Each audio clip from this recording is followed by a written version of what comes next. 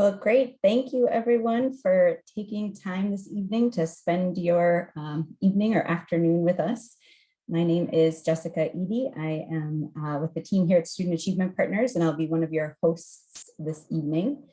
Wanted to welcome you all. Thanks for taking the time to introduce yourself and share some thoughts about the opportunities that the disruption from the COVID-19 pandemic is presenting for teaching and learning in mathematics. It's a good warm up as we start to think about questions of instructional equity in mathematics this evening together. So we're going to jump in. We've got a lot of great stuff to talk about. Before we get started, wanted to just remind you all of a few things. One, we want to make sure that we are engaging and that this is an engaging discussion, and also want to make sure that we are doing so respectfully. So please do feel free to continue to use the chat throughout this conversation. We want to hear what's on your mind, what you're thinking. You can share with us and with each other about ideas or thoughts or questions. We will be collecting those questions, and towards the end of the conversation today, there will be an opportunity for Q&A. So please feel free to either share those questions as you think of them or hold them till the end for the question and answer. We are recording tonight's session, so please feel free to turn off your camera if you'd prefer. When we get into small breakout groups, that part will not be recorded, so you can feel free to come off come on camera then. And then just a note that anyone who is engaging in disrespectful ways, cyberbullying or disrupting the conversation will be removed. We do hope that you all enjoyed this conversation tonight, learn a lot, think a lot, learn from each other, learn from our guest. And please feel free to continue the conversation on Twitter with Achieve the Core and Core Advocates. Tonight, your hosts, as I mentioned, I'm Jessica Edie. I am one of the team members here at Student Achievement Partners hosting you. We've got Dr. Childs with us as well, who will be facilitating some of the question and answer discussion. And behind the scenes is Lisa Goldschmidt, helping to make sure everything runs smoothly. If you have any questions or issues of a technical nature, please do feel free to reach out to her via the chat function. And I am thrilled to introduce to you our guest this evening, Dr. Adrian Mims. Dr. Mims is the founder and CEO of the Calculus Project. You may already be familiar with the Calculus Project, but if you aren't, you're going to hear a lot about it this evening. The Calculus Project's mission is to use research-supported strategies to drastically increase the number of Black, Latinx, and low-income students enrolled in high school calculus, AP calculus, and AP statistics. The Calculus Project program and Dr. Mims' work has won award after award, as you may have seen from his bio. I'm excited that he is here with us today and is going to be sharing his experience and expertise with us. So thank you, Adrian, for joining us this evening. Great, thanks for having me. It's a pleasure to be here. Wonderful. So we're going to jump into the way that we run these coffee and conversation sessions. If you haven't been to one before, we'll start with an initial sort of moderated discussion. That'll be Dr. Mims and I will be having a brief conversation for a little bit of time, and then we will jump into breakout groups, small group discussions, where you'll have the chance to reflect, share with each other what you all are thinking about, come up with some questions, and then we'll come back to this main session and have the chance to do some Q&A with Adrian, and then we'll close out for the evening. So without further ado, we will jump into the questions or the conversation this evening. What we're going to be talking about tonight, we're going to be setting the context. What are the systemic barriers that are faced by Black and Latinx students? What are some research-supported strategies that educators can use in the classroom in mathematics? And then zooming back out to that system level, thinking about what are the actions that we as educators and those who support educators can be taking outside the classroom. Before we get started with that, I wanted to start with asking Adrian if you could just give us a quick overview of what the Calculus Project is and a little history of how it got started. Sure. The Calculus Project was actually born out of my dissertation when I attended Boston College. And the title of my dissertation is Improving African American Achievement in Geometry Honors. And out of that research, the Calculus Project was born. It was launched in the public schools of Brookline with rising eighth graders. And the idea was we need to figure out a way to retain the students who were already in that track of taking calculus, but also we needed to increase the number of students who were on that pathway. Unfortunately, what was happening is by the ninth grade, the first year, by the second quarter, we lost 60 to 70% of students who identified as Black or African American by the second quarter of geometry honors. And when I say lost them, that means they dropped down to geometry standard course.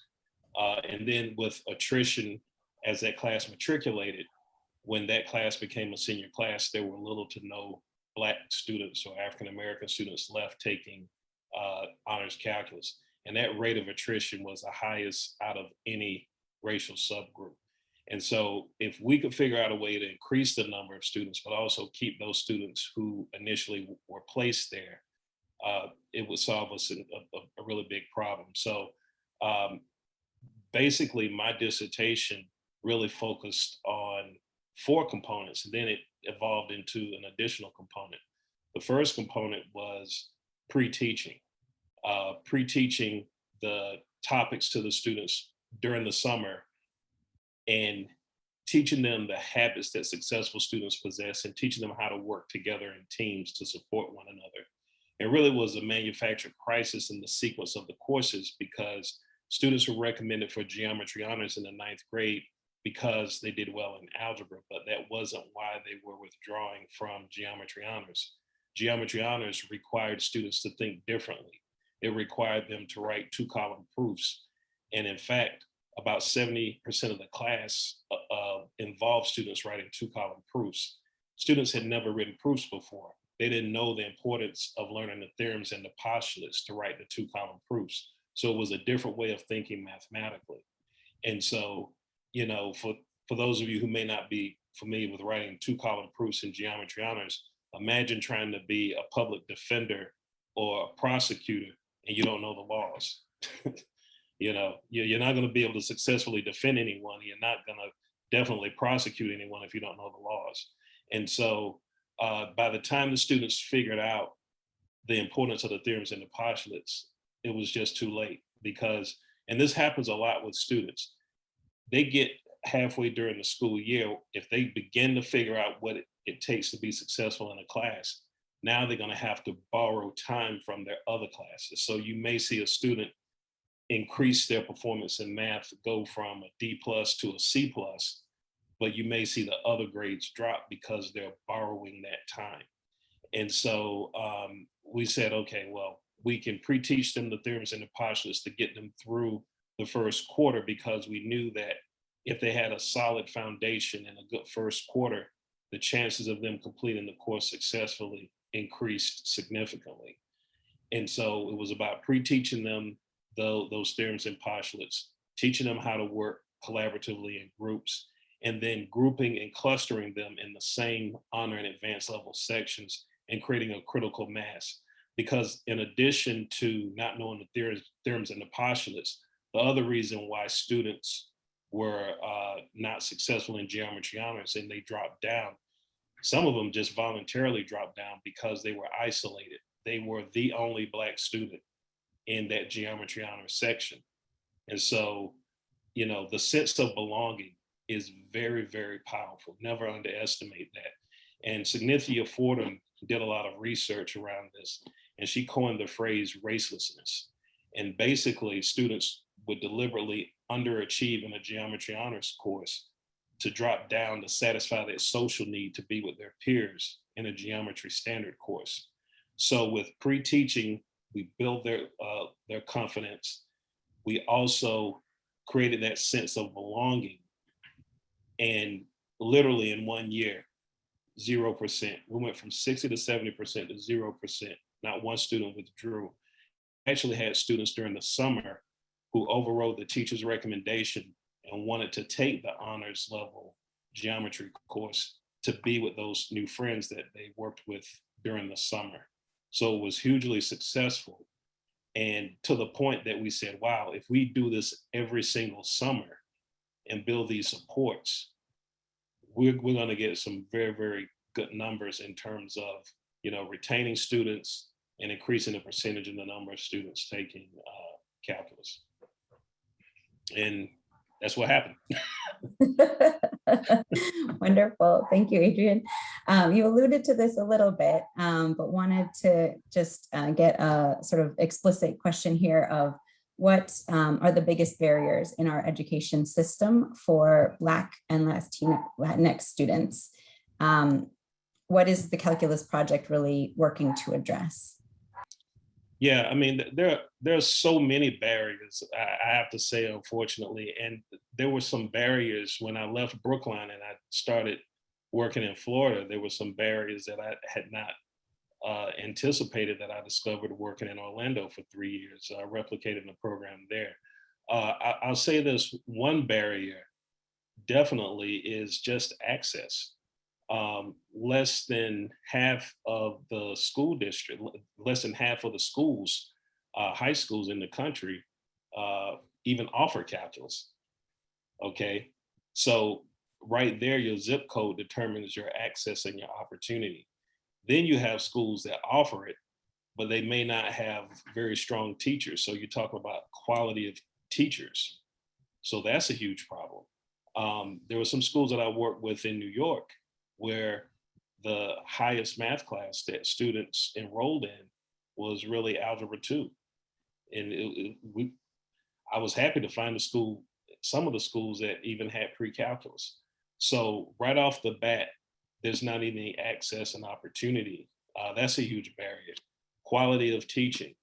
And I've always said this, about the teaching profession, is that it's one of the most unregulated professions in the sense, and what I mean when I say that is that there's so many multiple pathways to becoming a teacher, that it does impact the quality of teaching.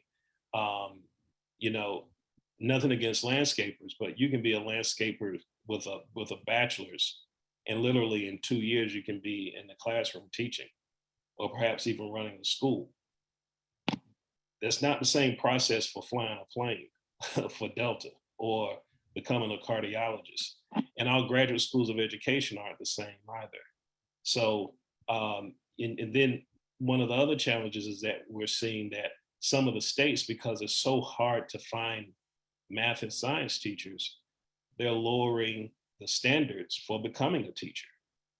There was a school district in Rhode Island wherein that they hadn't had a physics teacher in 3 years. So these kids are online learning physics. So that's one. How long do you have? I'm going to run down a few more, but the other thing is course recommendations, the way schools are structured. So this was a problem. This is a problem everywhere. You have multiple tracks, and teachers make the recommendations for the courses students are going to take next year. They'll make those recommendations roughly around January or February, perhaps. Let's just say if a student is getting a C, the teacher may say, okay, I'm not going to recommend you for a higher level class. In fact, I may even recommend you for a lower level class. At the end of the year, if that student raises that grade from a C to a B plus, does the teacher go back and change that recommendation? They usually don't. And so the other problem with that and the other challenge is the master schedule. And anyone who is, on this Zoom and they're an assistant principal or principal, that the master schedule can be very complicated and it can be very rigid. And it may not have that flexibility to override recommendations and put students into those classes. I've actually had students who were supposed to be in an honors level course who couldn't get in because they got locked out. So you have technical challenges with regards to the master schedule. You have adaptive challenges with regards to even the criteria and, bias that some of the teachers may have in making their recommendations. So one of the ways we address this with the Calculus Project, with students who are doing the program during the summer, we give the teachers the power to override the recommendations. So that's one of the ways we're able to retain a lot of students and increase those numbers. We made sure that the master schedule could be flexible enough to override those recommendations. Tracking is a huge issue. That's another barrier. And the last thing I just want to say, another barrier is transportation and the logistics of it all.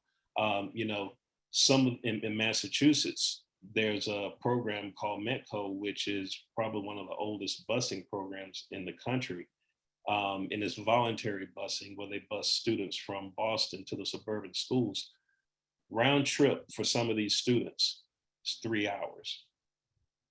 And so imagine, how hard it is for some of these parents to be engaged in the school and for students to really be fully present as students in these schools, and they don't even reside in the town.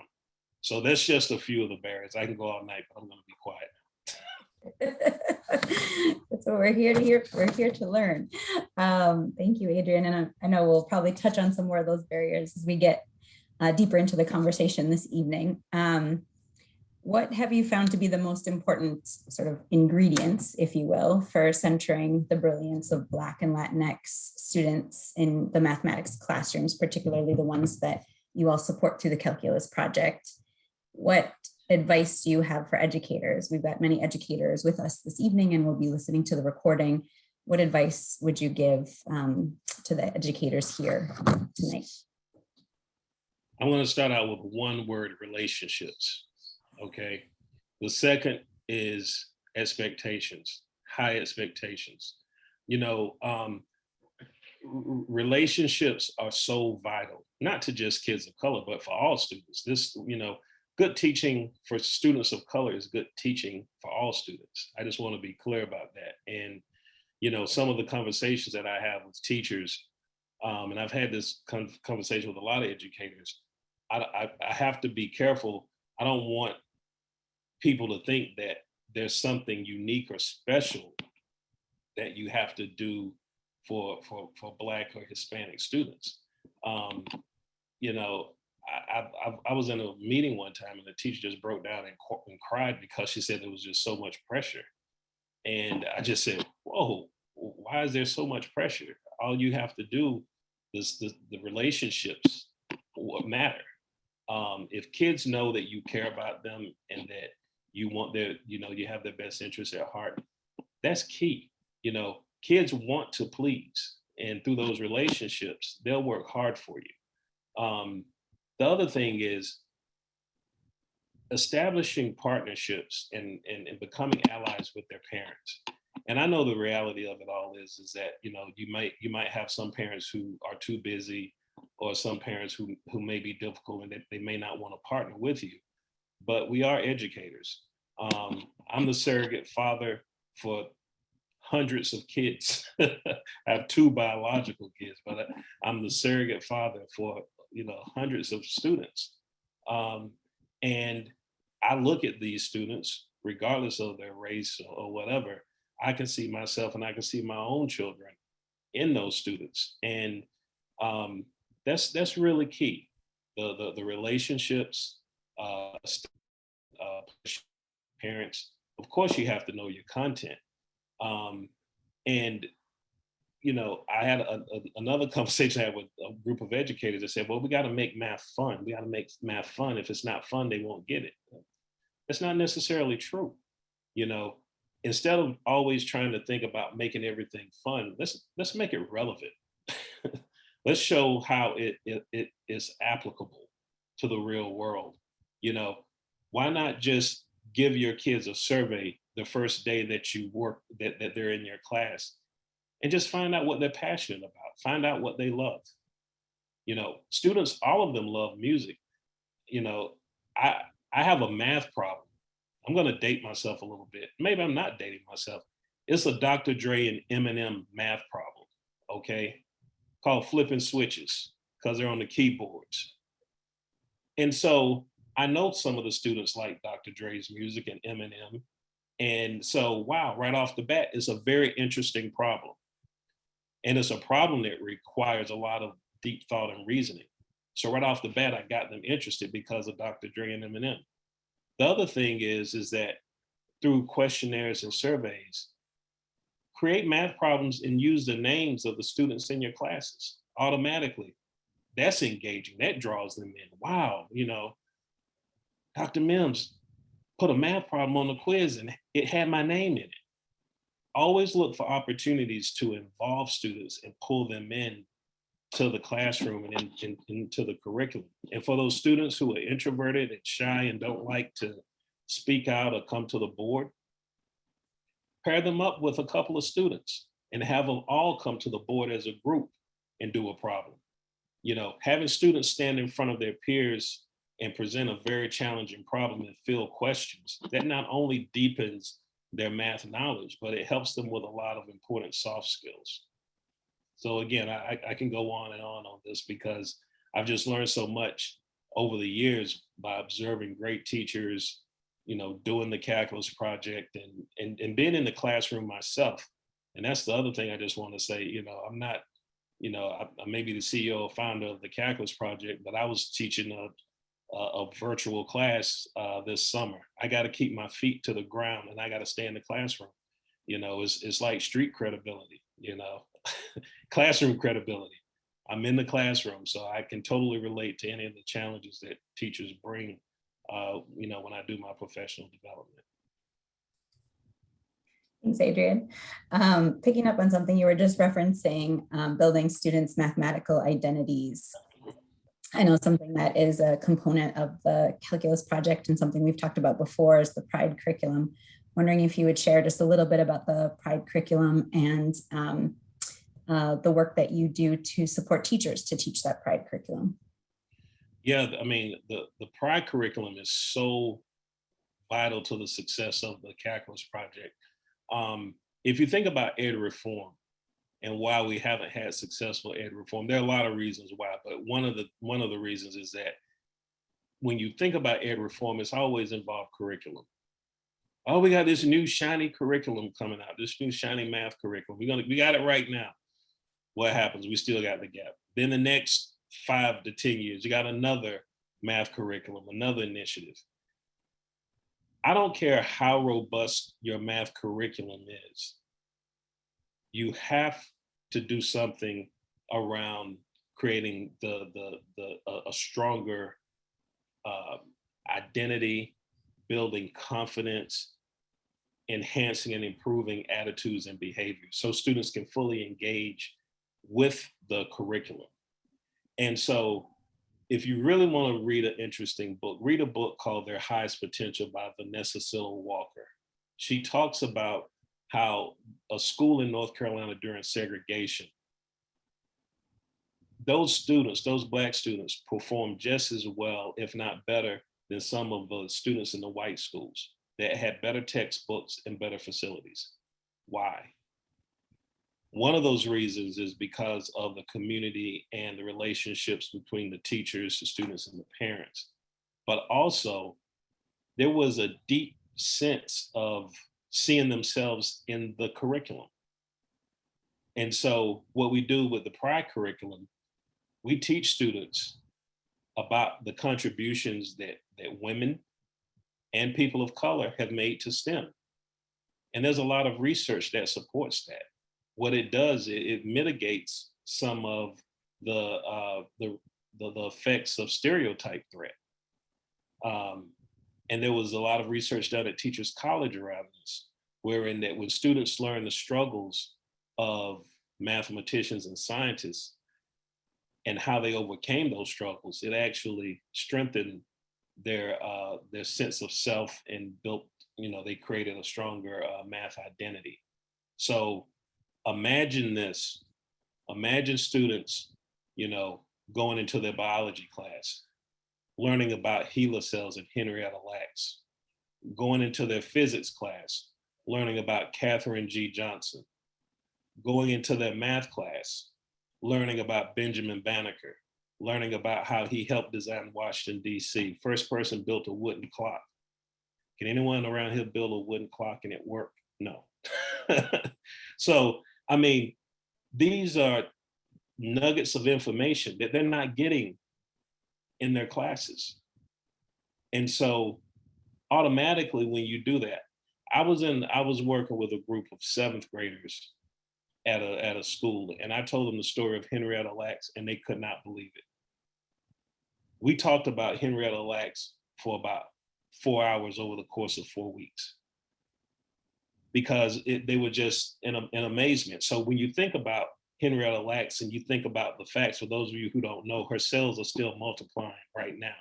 But when you think about the fact that she's the only person whose cells have lived outside of her body and continue to live to this day and multiply, that's amazing. You think about adding that into your math lesson and talk about exponential growth. Well, think about Kizzmekia Corbett. And if you don't know who Kizzmekia Corbett is, look her up. She's one of the African-American doctors, African-American female, who actually came up with the COVID vaccine. Again, you can tie that into exponential growth. So there's ways of embedding that into the Common Core standards of math. And, you know, the African-American girls, they light up when they learn about Kizzmekia Corbett. But you know what?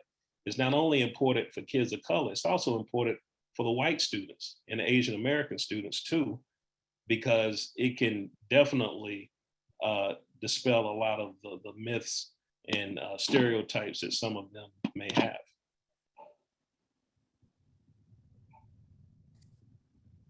Thank you, Adrian. This is incredible, this thread of conversation. The other piece I wanted to pick up on a little bit, you had mentioned this briefly, was the importance of connecting with parents. So your first core value is loyalty to family, classmates, and community.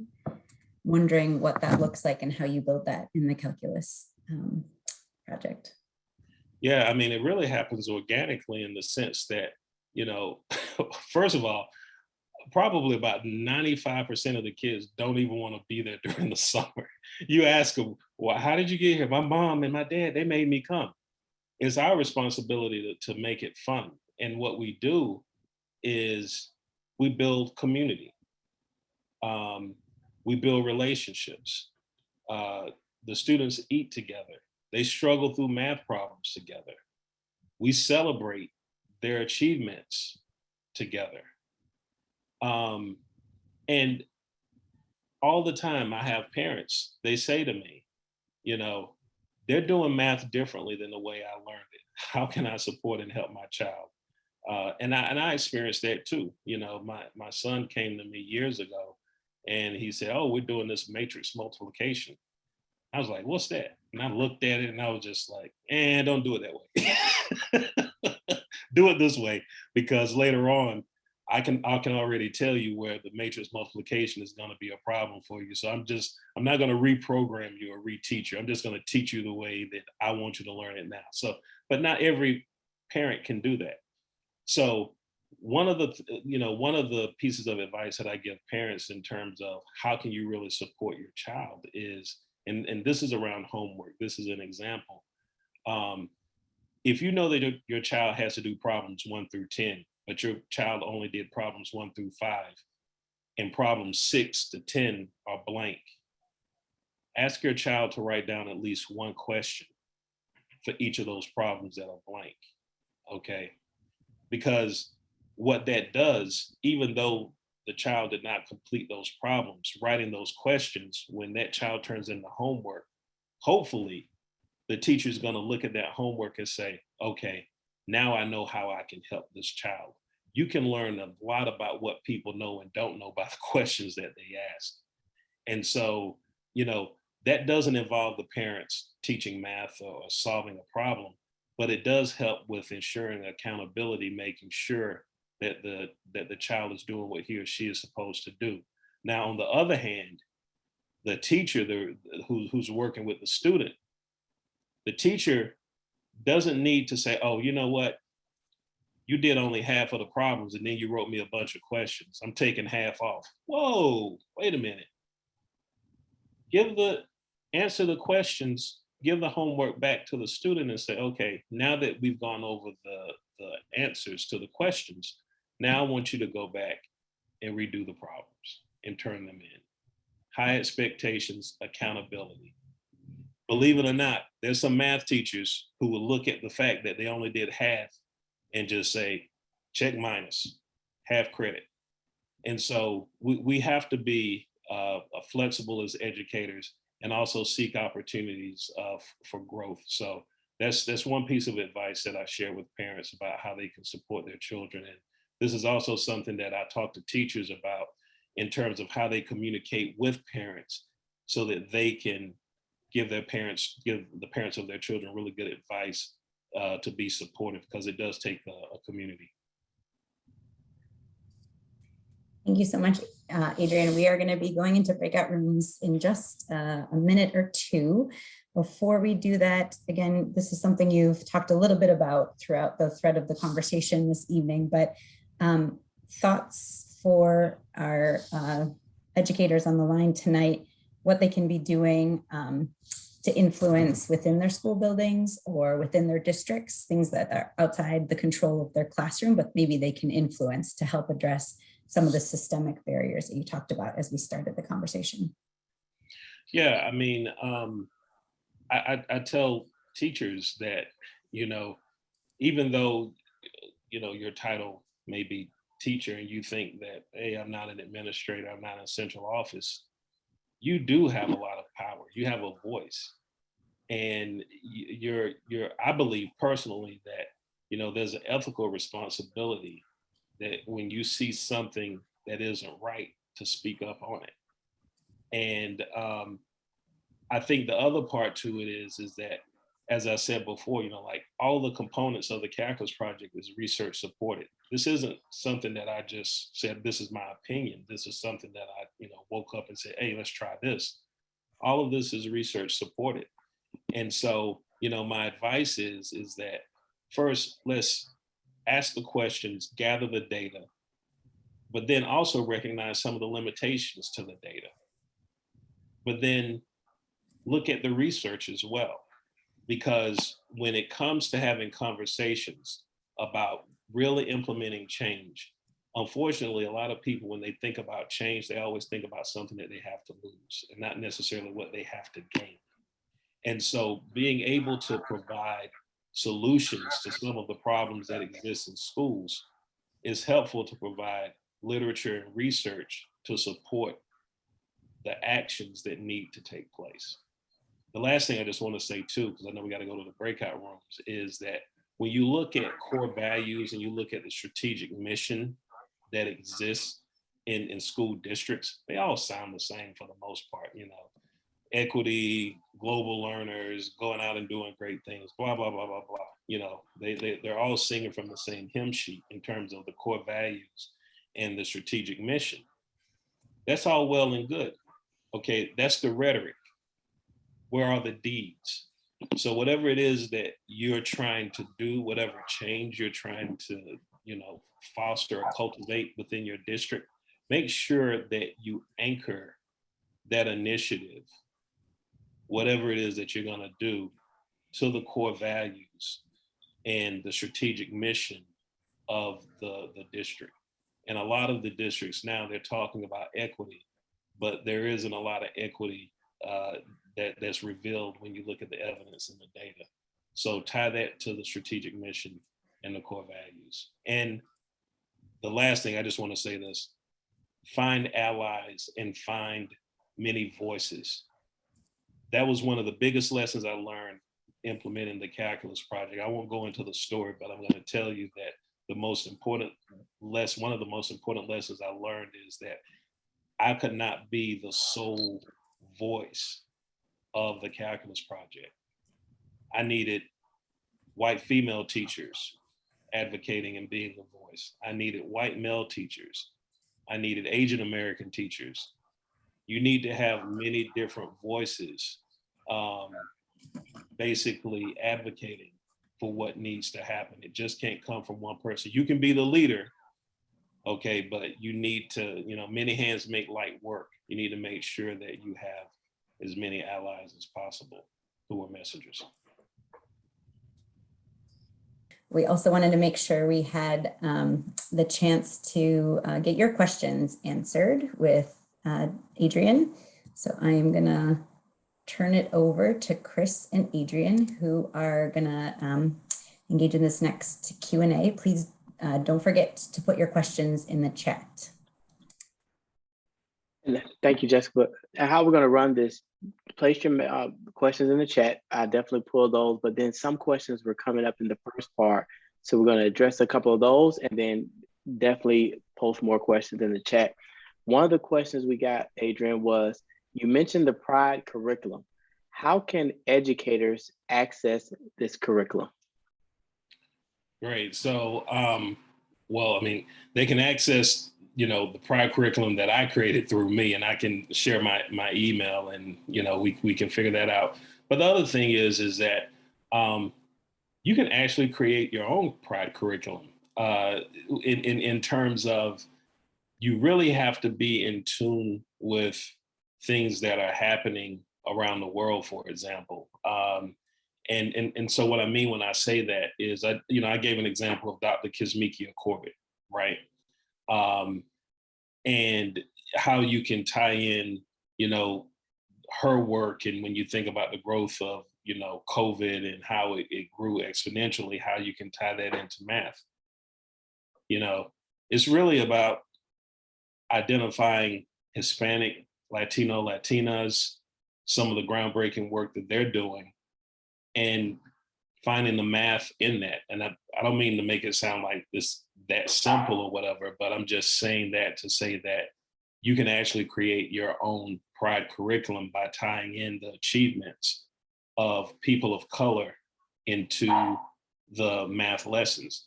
For example, I mentioned Benjamin Banneker, and I mentioned the wooden clock. Okay, you have geometry, you have circles. You can use that opportunity to teach students about central angles and arcs and tie that into Benjamin Banneker and the wooden clock, right? You got your central angles and arcs and inscribed angles that you can create, chords, etc. So you can do all types of things like that, and you can teach a little bit of history while at the same time addressing the standards. One last thing I just want to say is, I don't know if anyone has visited the American Mathematical Society, but if you go to that website, AMS, they have a lot of textbooks and lessons around social justice and how that ties into mathematics, and also some of the contributions that Latinos, Latinas, and Hispanic people have made to mathematics. So it's kind of like they have Pride curriculum books. You can use that and integrate it into your courses. And that was one of the questions we got earlier in the chat, and you just responded to it in regards to different resources. And I'll post that one in the chat also, that's on AMS website. Switching gears a little bit, one of the questions we got was, how do you staff your summer programs? Is there a list of strategies that you can provide to everyone? Okay, so here's the one thing that maybe you are aware of this. Usually the best teachers are tired at the end of the school year, okay? Because they left it all, just like when you play a sport, whether you play basketball or football, you left it on the court or left it on the field. These teachers, they left it in the classroom. They want to recharge their battery, but you need those teachers during the summer working with students. So how do you get those students? How do you get those teachers? One of the ways I get those teachers is, first of all, you don't make a program that goes the entire summer. That is not attractive to anyone, the parents, the students, or the teachers. My programs, depending on the amount of time, the minimum amount of hours is 60 hours. And it could be 3 weeks or it could be 4 weeks. But you need to have that flexibility. The other thing that makes it attractive to teachers, pay, but also I have other people in the classroom. I have a lead teacher, an assisting teacher. An assisting teacher could be a student that is in graduate school who's an aspiring teacher, or it could be a student who's pursuing a degree in STEM, okay, another adult. And then I have peer teachers. And what we do with the Calculus Project, we identify the students who are really strong in math, and we give them jobs and we teach them how to work with the teachers in the classroom to teach the younger students math, and we pay them. I have a partnership with the city of Boston and John Hancock Financial Services. They give me the funding so that I can pay these students to teach the younger students math. One of the biggest challenges that I faced during the summer was, a lot of the students I work with are middle class to low income.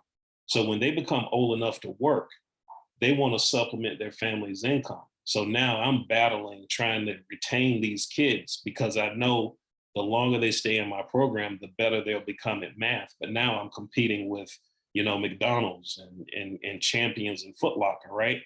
Well, I have to get them to recognize that, wait a minute, you can make more money in the short term and long term if you focus on those math skills. And so what we've done, we have students who are passing the Massachusetts teachers exam for middle school math while they're still in high school. And all these students are Black and Hispanic. I have a young man now who he's a freshman at Yale. He got a full ride to Yale, but he took the Massachusetts test for educator's licensure for middle school math, passed it. He was a barista at Starbucks. I said, man, quit your job. I'm getting all these phone calls. These parents are looking for tutors. Because you pass that test, of course, you're not certified, but you know your math, you know your stuff, because to pass that test, they have calculus problems on there. And so if you work on just focusing on middle school and 9th grade and 10th grade students, you can do a good job. You have the experience through the calculus project. So here he is, 17, 18 years old, making $20, $25 an hour tutor. So I'm telling you this story because here's something that we don't recognize in education. We don't recognize the brilliance and the resources that are right there in front of us. We have to teach students how to teach other students math, because many hands make light work, as my grandmother used to say, right? And so when you have those students, it makes them stronger mathematicians because they're teaching the other students. But you know what? Those other students have role models and they can aspire to become peer teachers. When they found out these students were getting paid to teach math, they come to me and they say, Dr. Mims, I want to become a peer teacher. I'm just like, okay, so what math class are you taking? What are your grades? If they didn't have the right math class and the right grades, I didn't necessarily tell them that it was a wrap. I just said, look, you're not ready yet. We'll help you get to where you need to be, but we're not going to lower the expectations and let everybody become a peer teacher. I don't believe in everyone gets a trophy. I wouldn't be here right now if I was in that situation where everybody got a trophy. We're going to give you the success, the supports that you need to become successful, and you can become a peer teacher when you meet the criteria. So that's how you get those teachers. You don't have an entire summer. You add additional supports in there for the teacher, and you recognize that you have your students as resources to help out as well. As we consider these students and then these resources for teachers, what are some words of wisdom for middle school teachers trying to build these relationships with students? And with these teachers, they've used strategies in the past. They may not be working now in this 2021 season. So what are some things that you recommend to build these relationships with students? Yeah, I mean, I'm gonna, speak from, a teaching perspective with, the students that I work with now. One of the ways I form relationships with students is, you'd be surprised what you can learn from students when you sit down and have lunch with them. Something as simple as having lunch with students and having conversations about what are your dreams, what are your hopes, what are you good at, what are your concerns, but also being vulnerable too, because kids really look at us as adults as kind of like superheroes in a sense, right? I never forget, I'd see my teacher sometimes in the supermarket and my jaw would drop because, wow, my teacher actually goes to the supermarket that I go to, right? We're human too. So, we also need to let students know that it's okay to make mistakes and also show some vulnerability. And that's really how you make those relationships. But the other thing too is that we have to celebrate student success. We have to celebrate hard work. We have to be teachers, but we also have to be cheerleaders. We also have to be coaches. And we also have to be vulnerable. And then we had a question in the chat. And Louise, if I missed your question, please like follow up with me. But what are some, if you can give like folks a couple specific strategies for centering the brilliance of Black and Latinx students, what are some specific strategies we would give them as it relates to centering them in these mathematics experience? Yeah, what we did was this. Again, we had high expectations, but we really celebrated students and built community. I want to tell you a story as fast as I can. It's the Cheesecake Factory story. It's a doozy. It's a good one. Maybe even make a movie about it someday. I don't know. But the Cheesecake Factory story, the first cohort of the calculus project, I told those students, okay, you're about to take the MCAS, which is the state test. You're taking Algebra 2 and Trig Standard and Algebra 2 and Trig Honors. The math on the state test is algebra. You guys should crush it.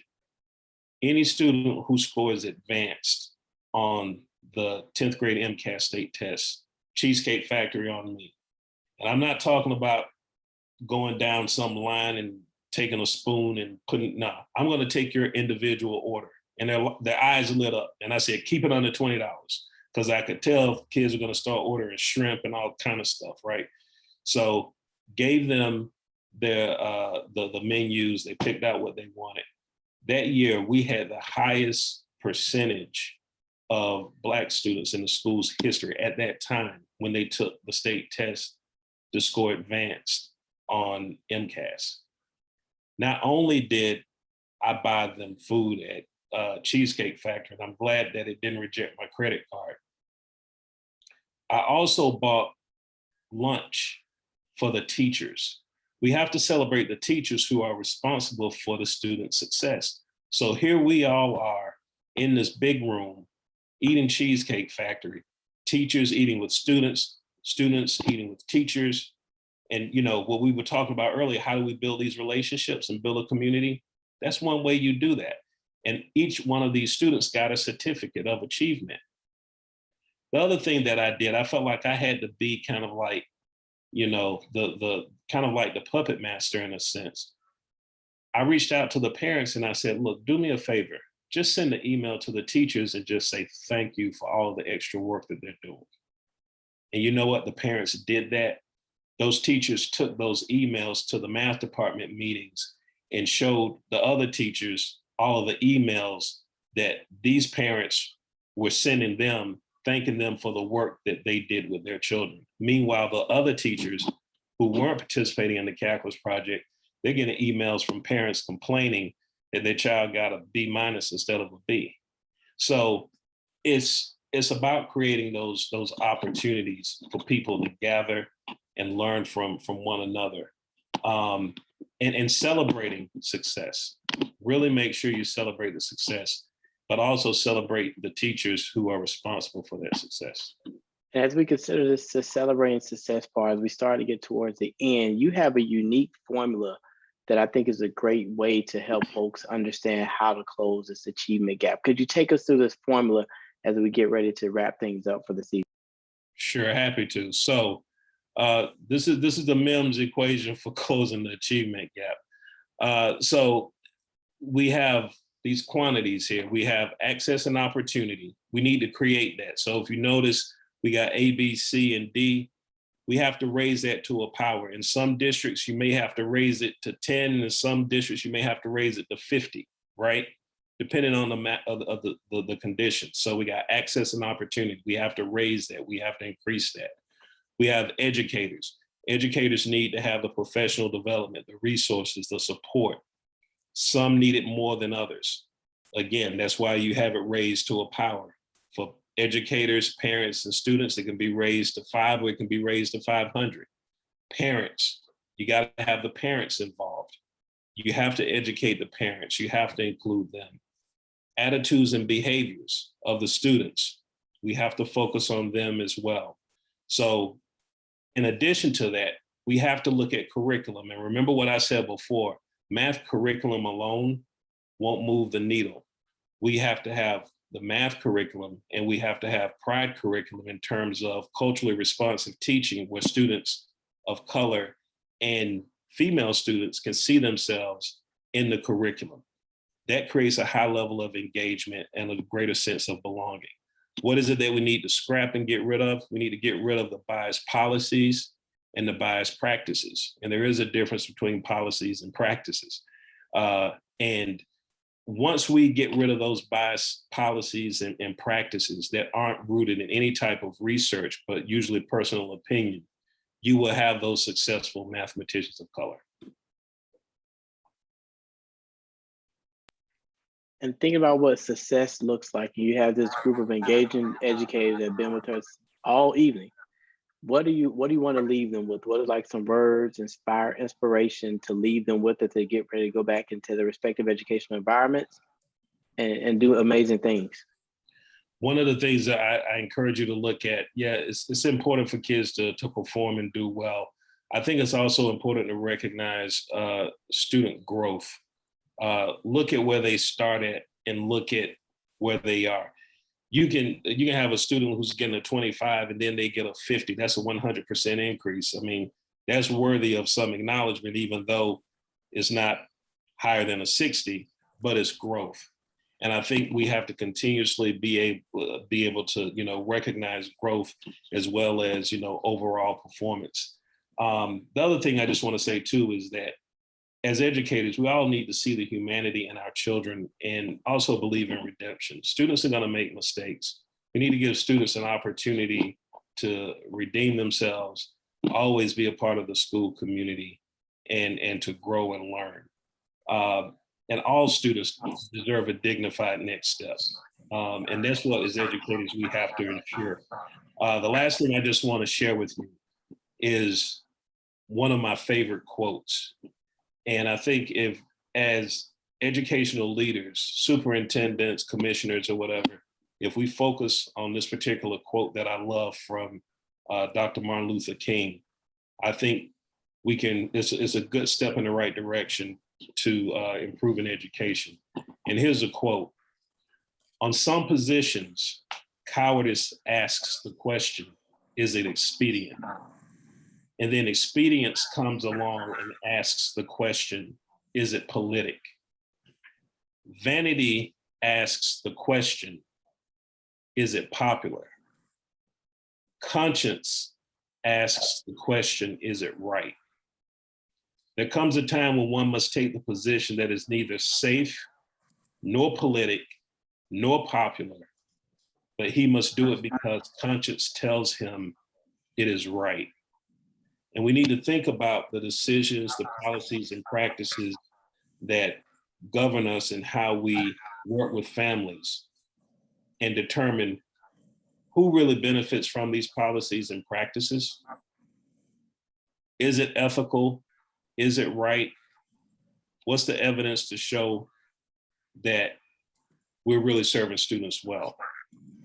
And I think that's how we have to make our decisions, based off of what is right. So thank you for your time. I appreciate it.